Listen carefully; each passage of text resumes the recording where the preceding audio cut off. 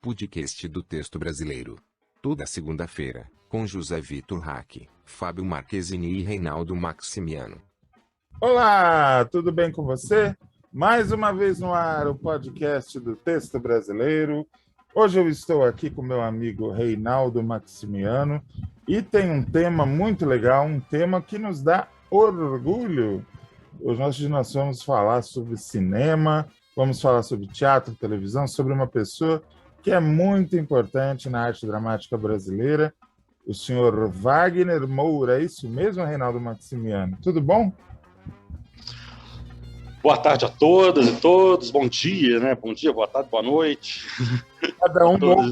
Cada um ouve no horário que quiser, né? Exatamente.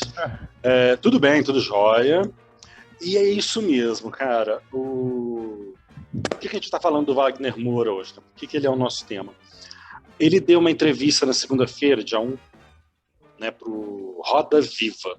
Foi a terceira participação dele no Roda Viva e esta presencial, na segunda-feira. Abrimos a semana com o Wagner Moura. E, cara, é uma coisa que, assim, foi compartilhado no mundo inteiro.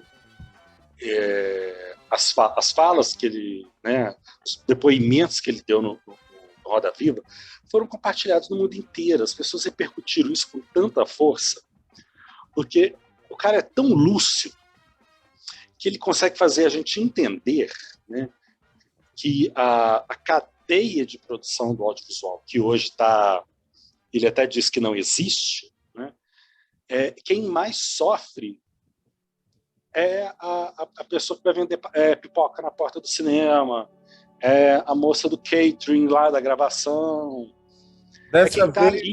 Dessa vez, nem a presença da Vera Magalhães tornou o Roda Viva desagradável. Nem isso. Não teve como. Ela não teve como botar um ponto em contrário. Ela não teve como contrapor. Né? Porque é isso. O Wagner Moura, ele foi de uma lucidez que é... E tocando nas feridas certas, né, Reinaldo? Tocando nas feridas certas, nos nomes certos e indo para uma postura que eu achei também muito acertada, que é assim, a gente precisa saber, a gente precisa escolher os combates que a gente tem que combater.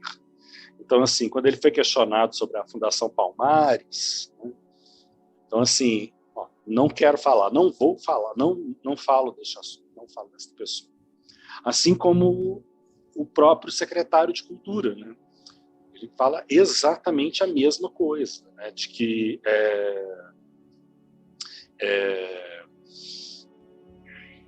não tenho o que falar, né, dessa pessoa, não tenho que ser dito, né? E ele ainda fala uma coisa que é legal, separei umas falas dele assim. Eu não tenho medo dessa gente. Eu acho que fazer um filme sobre Marighella, entregar um filme sobre Marighella no Brasil de hoje, faz parte de um enfrentamento do qual tenho muito orgulho de participar. E define essa política do Bolsonaro, né, como uma política de destruição. Então, assim, e é uma destruição mesmo, porque quando a gente olha, né, o segmento da cultura e o desprezo que se tem, não só pela cultura, mas também pela ciência, é de uma lucidez incrível. Cara, vou te falar. Eu assisti a entrevista não na segunda-feira, assisti no dia seguinte, né, pelo stream lá no YouTube, no canal do Roda Viva. Aliás, é uma coisa que cabe a gente elogiar, é o fato da TV Cultura disponibilizar todos os seus produtos praticamente via YouTube, e o Roda Viva, ele inclusive é transmitido ao vivo pelo YouTube, que é uma medida de democratização do acesso muito válida, né? Pois é. Então, assim, você tem acesso a... Vamos lá, a gente já falou disso anteriormente. O Roda Viva é uma instituição. Sim. Né? Então, esse programa é uma instituição da televisão brasileira. E o fato de um programa de inserção como esse, um programa de repercussão como é o Roda Viva, há tantos anos no ar, numa TV pública, né, na TV Cultura, isso é importante. Então, assim, sentar naquela cadeira do Roda Viva tem um peso cultural e um peso político tem um significado considerável. muito amplo, né? Tem um significado muito amplo. Significa muita coisa, né? Então, quando você tem um ator, né, um artista, diretor, como Wagner Moura, da envergadura dele, carreira nacional, carreira internacional, a visão de sociedade que ele tem, e essa visão de compromisso que ele tem de retornar, né, fazer o filme, captar recursos, retornar o produto para o Brasil é uma coisa importantíssima. E quando esse cara tem uma posição, e aí vamos deixar bastante claro, é claro que a minha posição com relação ao governo atual é oposição, eu sou oposição ao governo. Assim como ele. Assim como ele. Então, assim, se a opinião é aquilo que a gente já falou também do Reinaldo Azevedo, eu não concordo, eu ultimamente ando concordando muito, mas assim, eu não falo do mesmo lugar do Reinaldo Azevedo, não falo. Não compartilhamos da mesma formação, nem do mesmo espectro político. Mas tem um ponto que une todos esses discursos, que é o ponto que divide a civilização da barbárie. Então, assim, aquilo que é a defesa mesmo dos princípios constitucionais, daquilo que reza a como a linha amarela do metrô, né? Não, dali não se passa. Dali não passa. Dali não passa. Tem uma linha amarela nas democracias, assim. E a gente cruzou. Essa linha amarela. O Brasil cruzou a linha amarela. Agora a gente está na danger zone, né? A gente está numa zona de perigo. E eu, na minha opinião, a gente está nessa zona de perigo desde 2014. Desde as eleições de 2014. O marco histórico é 2016. E parece que o Wagner Moura pensa da mesma forma, né? Então, assim, o que o Wagner Moura nos apresenta? Primeiro, na hora que ele é questionado sobre a situação do audiovisual brasileiro hoje, a resposta dele é bastante incisiva. A Vera Magalhães não teve nem como...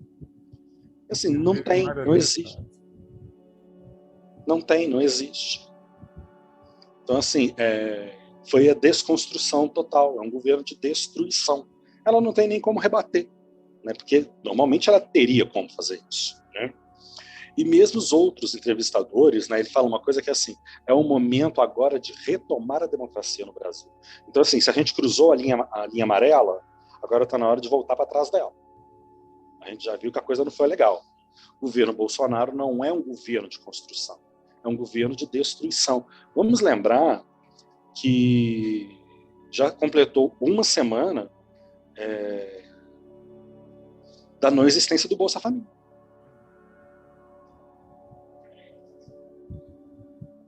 Né? É um governo que destruiu praticamente, né? Ainda Wagner Moura falando, entre aspas. Né? Inclusive, é uma das poucas coisas que era consenso no Brasil. Né? Ponto pacífico. Aqui não mexe. Nem o mais direitista dos candidatos à presidência cogitava sequer mexer nesse programa. Uhum. Uma coisa possível Uma coisa que é possível, e é uma coisa que a gente viu e assistiu no governo Lula, e também no governo Dilma, é refinar o curso das coisas. Para, enfim, evitar a corrupção, para corrigir falhas. Isso é refino. Refinar para ampliar, ok. Entende?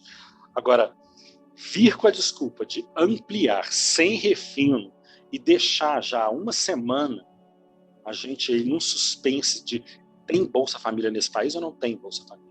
Isso é muito pacífico. Nenhum presidenciável cogitava a hipótese, né, de uma ruptura como essa. Né? Uhum. E ele fala assim, é um governo que destruiu praticamente tudo que prestava no país. E a cultura, naturalmente. Então, é uma coisa interessante essa fala dele, porque quando a gente olha, né, e verifica que a cultura não é nem um ministério, ela é uma secretaria especial da cultura alocada no Ministério do Turismo. É uma visão de cultura muito deturpada, né? É não entender a economia da cultura, é não entender a economia do áudio que o audiovisual gera. E ele também deixou isso muito claro, quando ele cita, por exemplo, que a pessoa mais prejudicada com a derrocada do audiovisual no Brasil hoje é a moça do catering, né, lá da O equipe de motorista do caminhão. o motorista do caminhão, o eletricista, sabe? Aquele profissional da ponta ali, ó. É aquele cara, que é o cara que ganha o quê? 900, 1.000, 2.000 reais. Sabe uma coisa que também me espanta? A perfeita coincidência dessa entrevista e do lançamento de Marighella com a reprise de Paraíso Tropical, que foi a novela que colocou ele no estrelato da televisão, que logo em seguida ele veio a recusar, né? É praticamente uma tempestade perfeita, um festival Wagner Moura na mídia brasileira, né? Exatamente. E é uma novela que está tendo repercussão, a novela vai bem. Né? É um personagem muito bom, né, que o Gilberto Braga escreveu, com o Ricardo Linhares e tal. Né? E né, com a Camila Pitanga. Né, e tudo isso encavalado na morte do Gilberto Braga, que colocou o olhar das pessoas mais atento também para isso, né? Exato. Né? Na ocasião da morte do Gilberto Braga, na ocasião das questões que o João Ximenes Braga também colocou para todo mundo publicamente, né? De como esse mecanismo da televisão também funciona e pode ser bastante cruel. É aquela história de faz dela preta burra. Né? É aquilo que você falou, é a tempestade perfeita. É a tempestade perfeita.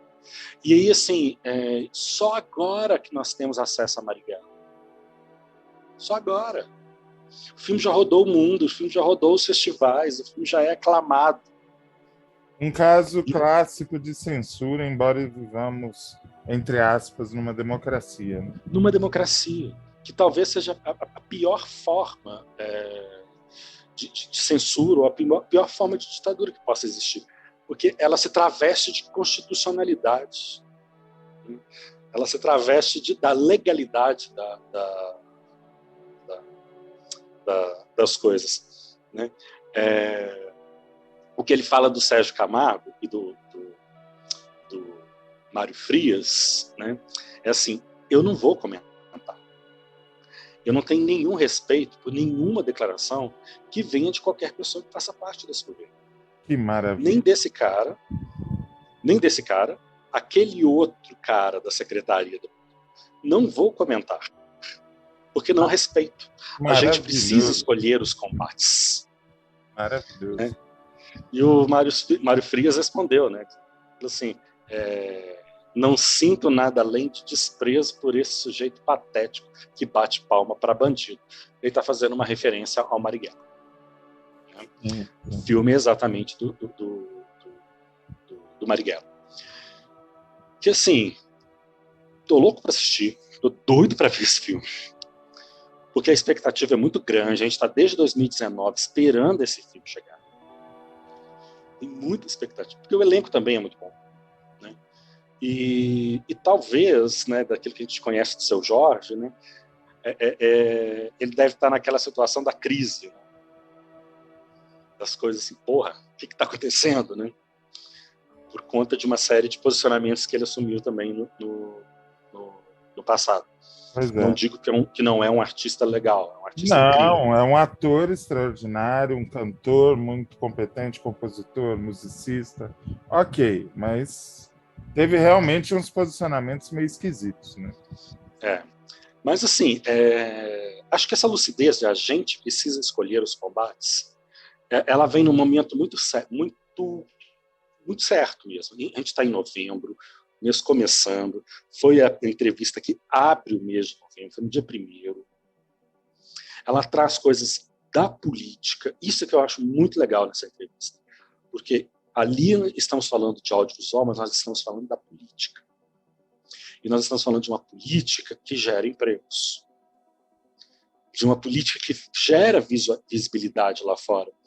Então, assim, tem uma coisa que é um pouco da liturgia dos cargos, né? Então, assim, se você está à frente de uma secretaria que seja, ou de um ministério que é da cultura, e você tem um filme que roda o mundo, por mais que eu não concorde com a personagem retratada.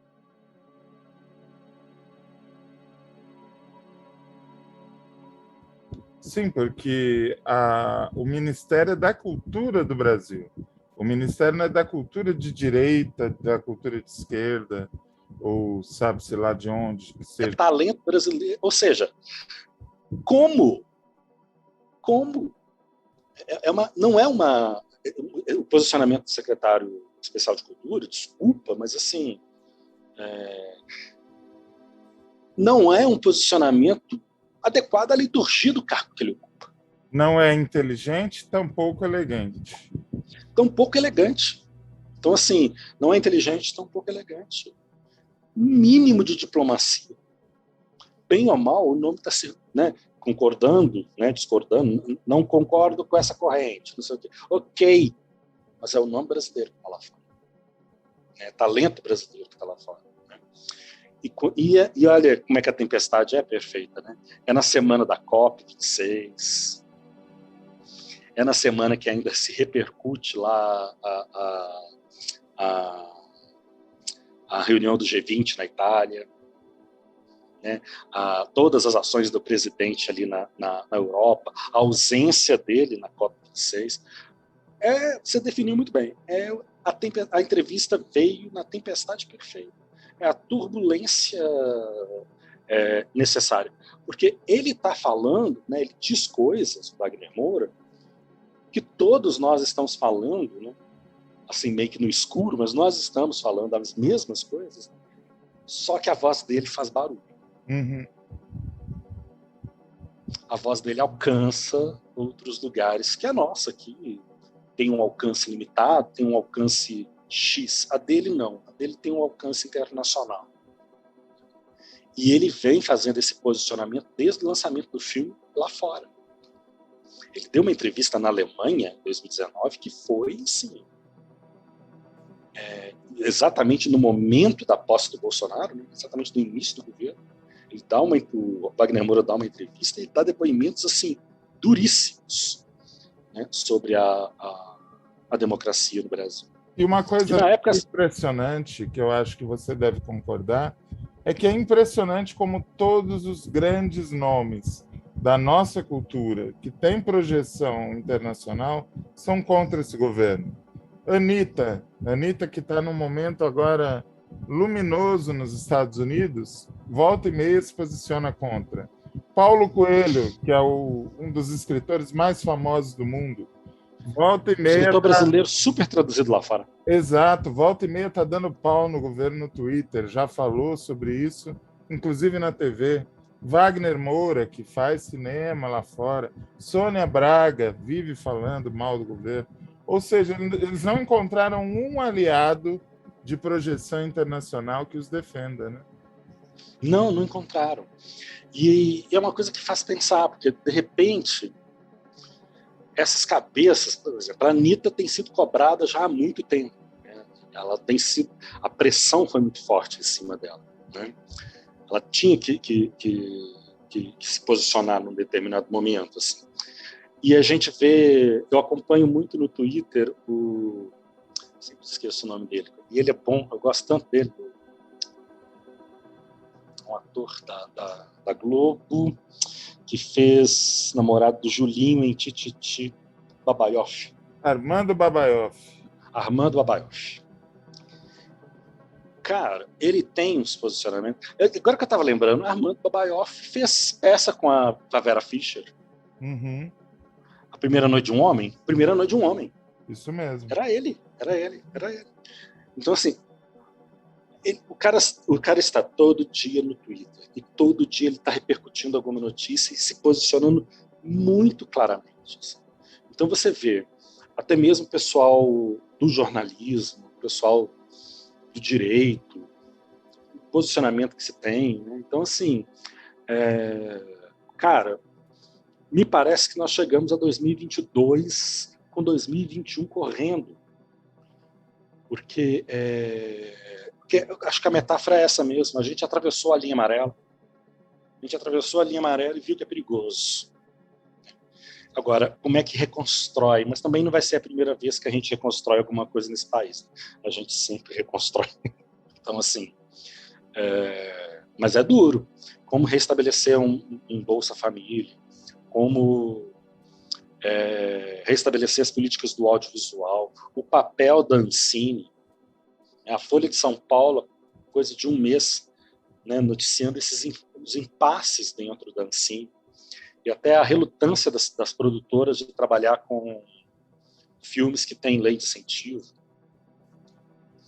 Então, assim, esse impasse que está ali na cultura brasileira, né, na promoção da cultura brasileira, é uma situação muito difícil, viu? Agora, é uma situação... Aí o Reinaldo otimista, né, o Reinaldo Poliana. Se for bom para a construção do caráter, então que seja, né? Então, assim... Mas tem que ser efetivo. Exato. Porque não dá para passar por todo esse aperto e cair na mesma esparrela, cometer o mesmo erro de novo.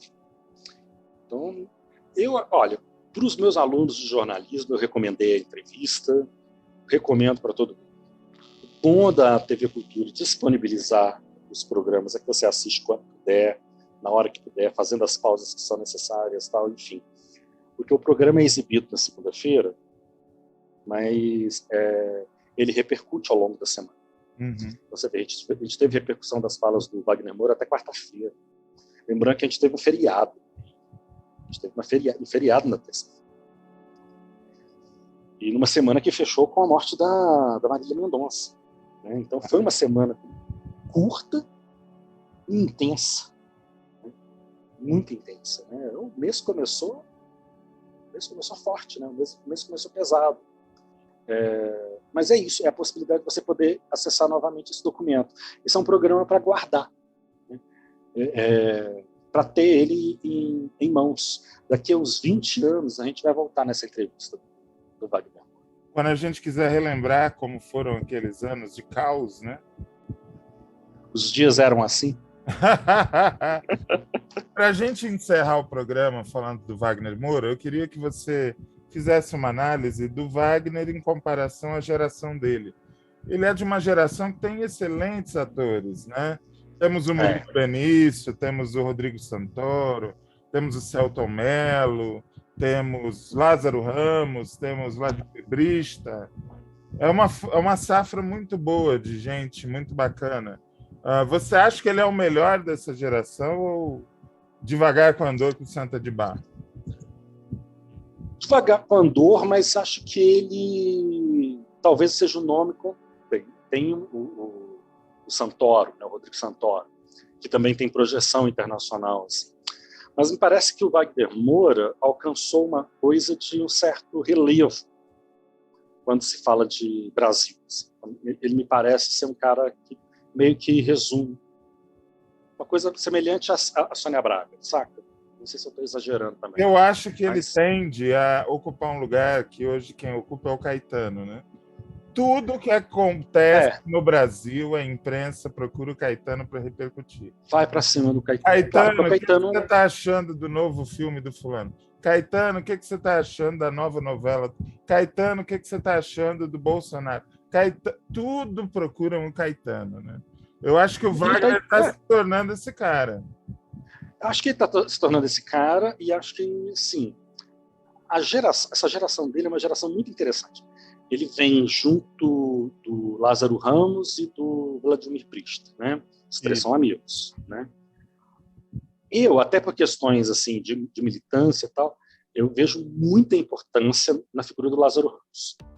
Eu não sou negro, não milito pela causa negra, mas eu acho o Lázaro dos três o melhor ator. Ele é o melhor ator. Sem dúvida. Vamos lá. Os três são excelentes atores. Eu gosto dos três. Dos três mesmo. Eu gosto mais da interpretação do Lázaro Ramos. Uhum. Agora, eu tenho muito respeito, muita admiração, e é uma coisa que, assim, eu tenho vontade de ser amigo desse cara, que é o Vladimir Brista. Tenho vontade de ser amigo dele. Deve ser muito legal. Ele tem uma vibe maravilhosa, né? Ele tem uma vibe maravilhosa, ele empresta isso para os personagens, seja esses personagens mau caráter ou mocinhos, né? Seja o cara do rock lá da novela, né? Ou aquele mau caráter. Rock Story. Rock Story, ou seja, o mau caráter lá de Segundo Sol. Você tem vontade de ser amigo dele. Uhum. Assim, ele tem uma coisa muito boa à praça, né? O Wagner eu gosto muito também. Muito, muito. Mas ele consolidou uma coisa na América Latina que é importante. Né? Um passo importante. O Narcos, por exemplo, é um divisor sério. Abriu muitos caminhos. Abriu muitos. As pessoas colocam o Tropa de Elite, né? Realmente, Tropa de Elite ali estabelece um marco na carreira do Wagner Moura. Mas Narcos coloca ele num outro patamar. E agora, com Marighella e ele na direção, é interessante o que ele fala no Roda Viva, que ele fala assim, eu começo o filme com plano sequência, eu ainda não vi o filme. Quando eu começo o filme assim, eu dou o tom do filme inteiro. Das 2 horas de projeção que seguirão, né, eu já estou dando o tom do filme. E é um filme dirigido por um ator. Uhum. Então eu estou numa curiosidade danada, né? Porque quando a gente tem um ator na direção, a coisa muda de é outra visão, né? É outra visão, é outra coisa. Assim. Então, se eu entendi bem a sua posição, você talvez não ache ele o melhor ator da geração dele, mas acha ele o mais relevante e mais importante. Eu acho ele o mais relevante e o mais importante neste momento. Inclusive politicamente. Porque isso faz dele também um grande ator. Sim. Porque é um cara que tem a visão do mundo que está em volta dele e se posiciona frente a isso. Isso é que é importante. Eu não quero obrigar que os profissionais se posicionem. Na vida eu não tive muita opção, não. Eu tinha que me posicionar. Na escola isso era claro. LGBT na escola, ou você bate ou você apanha. Eu estudei na periferia, era isso. Então, assim, eu sempre tive que me posicionar. Mas... Olha, o cara cumpre uma coisa, sem querer, né, rasgar muita seda, mas assim, ele assume uma posição semelhante à posição do Caetano, que é do intelectual na sociedade, que é aquele cara que é capaz de ler o contexto, interpretar o contexto e se posicionar. São poucos que fazem isso, muito poucos. E de uma forma não acadêmica. E de uma forma não acadêmica, de uma maneira que alcança, saca? As palavras não são difíceis, as palavras são fáceis. Ele não fala rebuscado, ele fala direto, ele é objetivo, ele é coloquial. Tropeça na língua portuguesa, dane-se. É isso aí que eu tô falando. Deu para entender, então não sacrifica. Então, é um cara... Cara, eu admiro muito. E tenho aprendido a admirar cada vez mais. Assim. Não é porque ele se posiciona contra o governo e eu também sou contra o governo. É a visão sistêmica. É a visão sistêmica. Ele é capaz de fazer essa leitura sistêmica da política e assim, isso aqui bate na gente neste ponto aqui. No elo mais fraco. Né, no ponto mais vulnerável. No trabalhador que mais precisa dessa realização, desse produto. Acho que nós vamos acordar. A gente vai chegar um dia que a economia da cultura, que vamos compreender assim a extensão do audiovisual, a extensão da empregabilidade do audiovisual e o quanto. E olha que coisa engraçada. A Turquia já entendeu isso com as novelas turcas. O Ministério do Turismo injetou dinheiro nas novelas turcas para atrair o quê? Turistas. Eles sabem que quem acompanhar a novela vai ficar com vontade de viajar para lá. Vai ficar com vontade. E as novelas são produzidas com muitas externas, exatamente para provocar essa sensação nas pessoas. Entende? Então, eles têm a ideia do que significa o audiovisual. Por mais que o governo lá também seja bastante estranho, mas assim, eles sabem, eles entendem o alcance do audiovisual. Aí que tá, não é uma questão de ideologia. É um governo tão pernicioso quanto o governo Bolsonaro. Mas eles não são pessoas burras. Eles não são obtusos, né? Olha a Coreia. Olha o caso dos audiovisuais da Coreia. Olha a abrangência da produção coreana no Ocidente. Onde estaria Wagner Moura se fosse coreano, não é? Hollywood já esteve, né? Mas ele estaria no primeiro time. Com certeza. Ele estaria no primeiro time. Não só ele, o Santoro, o próprio Lázaro Ramos, a Camila Pitanga. Então, assim, tem o Humberto Carrão, que está no filme, que é um outro ator que eu admiro, de uma safra mais nova, né? Mas é um outro ator que eu também admiro muito. Sigo ele no Instagram. Muito interessante, né? Você tem Bruno Galhaço. Bruno Galhaço, Adriana Esteves, são atores muito bons, né? São. Então, assim, fazer votos para que o filme chegue para os lugares todos, para que todos nós possamos assistir e aí gravar aqui no nosso podcast as impressões sobre o Marighella, né? Mas vamos lá, estamos nessa expectativa, fica aí a recomendação, né? A gente já está aí, né, chegando aí na metade do mês, mas e é um programa que abre o mês, né? Então, assim, vale a pena dar uma olhada lá, se inscrever. Não estou ganhando nada para falar isso, mas se inscrever lá no canal do Roda Viva e acompanhar aquelas entrevistas. E uma coisa interessante, né? A maneira como o perfil do Roda Viva no Instagram traz entrevistas antigas de volta à cena. Maravilhosas. Trechos das entrevistas antigas. Que é isso? Roda Viva é uma instituição, por mais críticas que a gente possa fazer à composição daquela bancada de entrevistadores, né? Muito tradicionais, muito conservadores, enfim, em alguns momentos isso se rasga. E a própria TV Cultura de São Paulo, que é um caso à parte, né? É um capítulo à parte da televisão brasileira, só para a gente tratar de TV Cultura de São Paulo. Com todos os defeitos e dificuldades, é uma das páginas mais bonitas da nossa história da televisão, é a TV Cultura, né? E a qualidade do material de dramaturgia que eles fizeram, do material de entrevista que eles fizeram, dos programas, aquela entrevista da Clarice Lispector, as pessoas assistem até hoje. Nossa Senhora, 50 anos depois, praticamente, ainda é relevante. Ainda é relevante, ela ainda está falando coisas assim, oi? Então, é o que a gente vê, né? É aquilo que é perene, é aquilo que não vai se perder no tempo. Eu acredito que essa entrevista, sem exagero nenhum e sem empolgação do momento, essa entrevista é um documento importantíssimo. Daqui a uns 20 anos a gente está voltando nesse documento. E eu espero que daqui a 20 anos a gente observe o passado com olhos de espanto, né? Como é que a gente deixou chegar nesse ponto, né? Lembrar para não esquecer e não repetir. Isso mesmo. Reinaldo, muito obrigado. Estaremos Obrigadão, querido. Semana que vem, hein? Estaremos juntos. E você que ficou com a gente até agora, muito obrigado pela audiência de sempre. Estamos já chegando no final da primeira temporada do podcast.